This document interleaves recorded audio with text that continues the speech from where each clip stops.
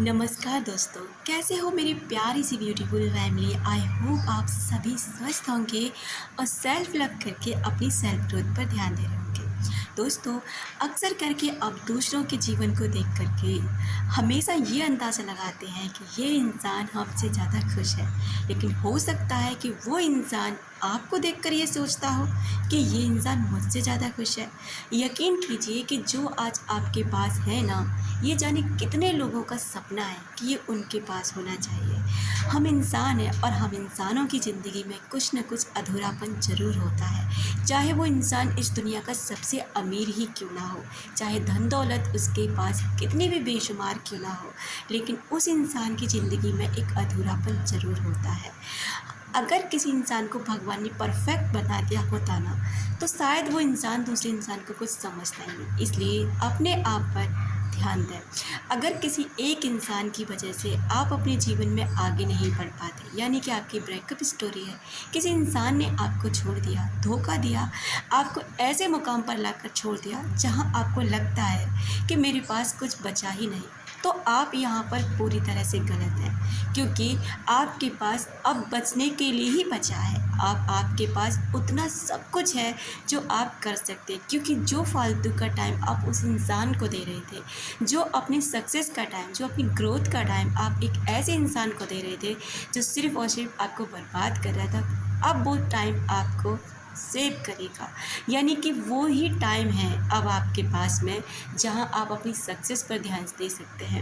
आपको एक छोटी सी स्टोरी सुनाना ज़रूर चाहूँगी। हो सकता है इससे ना आपको कुछ भी इंस्पिरेशन मिले, जिससे आप अपने ब्रेकअप के दर्द से बाहर आ सको, या कोई भी ओवर थिंकिंग के आप शिकार हैं, कैसे भी आपके विचार है, आपका पास्ट लाइफ का ट्रॉमा है, या फिर आपका कोई भी ऐसा रिग्रेशन है जो आप उससे बाहर नहीं आ पाते हैं, और अक्सर करके ना आपके विचार आप पर हावी रहते हैं, और ओवर थिंकिंग करते करते आप इतने परेशान हो जाते हैं कि आप बीमारियों का घर बन चुके हैं। तो ये स्टोरी बहुत छोटी सी है। अगर एक इंसान ने भी अपने जीवन को इस स्टोरी को सुनकर सुधार लिया ना, तो मैं उम्मीद करती हूँ कि मेरा वीडियो बनाने का जो मकसद है वो शायद कहीं ना कहीं पूरा ज़रूर हो जाएगा।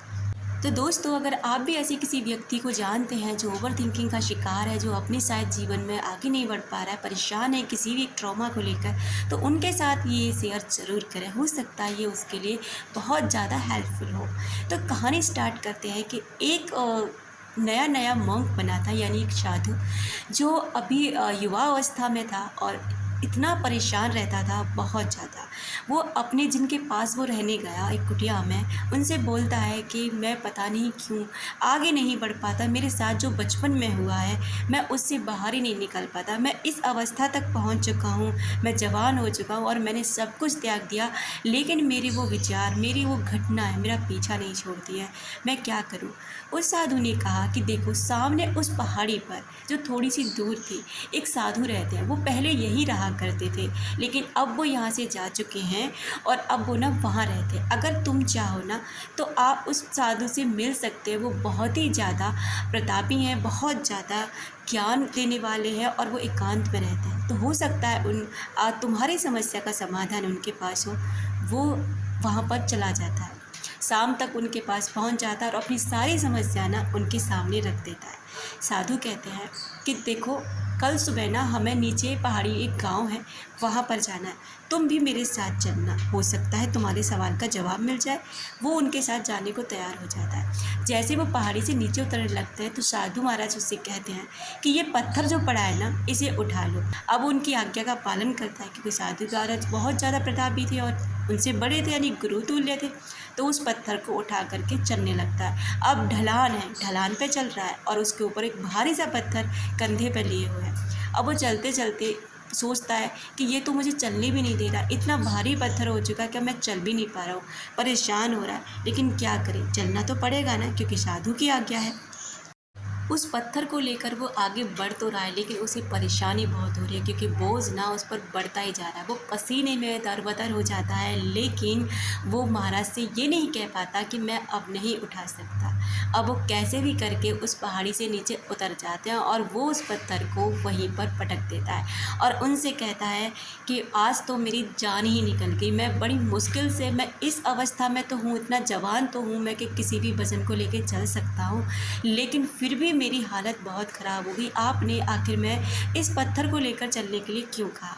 तो महाराज उसको बताते हैं कि यही तुम्हारे जो सवाल था ना, उसका जवाब है कि जब तुम एक, ये जो जीवन है ना, ये यात्रा है और इस यात्रा में आप जितने भी पहाड़ पत्थरों को लेकर चलेंगे, यानी कि अपने विचारों को लेकर चलेंगे, उतना ही आपका जीवन खराब होता जाएगा, क्योंकि जीवन तब भी चलेगा, उसे चलना ही पड़ेगा।